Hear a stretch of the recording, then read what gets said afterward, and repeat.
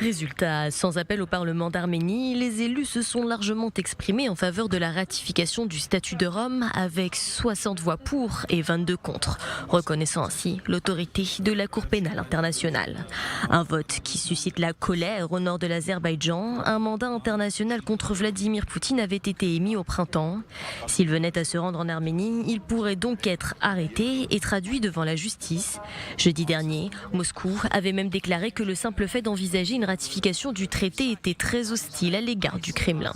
Ce mardi, le porte-parole du Kremlin, Dmitri Peskov, affirme que l'Arménie n'a rien de mieux que ce que lui offre l'organisation du traité de sécurité collective, organisation militaire chapeautée par la Russie qui regroupe plusieurs ex-républiques soviétiques.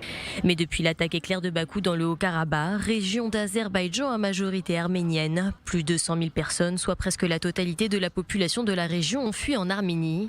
Erevan se sent abandonné par Moscou qui n'est pas intervenu et craint désormais pour son intégrité territoriale. En ratifiant le statut de Rome, Erevan espère donc que cela crée un effet dissuasif et que cela empêche toute invasion de son territoire par l'Azerbaïdjan. Et pour cause, Bakou et Erevan se vouent une haine tenace depuis la chute de l'URSS. Dans le Haut-Karabakh, l'Arménie soutenait un gouvernement indépendantiste autoproclamé, mais jamais reconnu par la communauté internationale.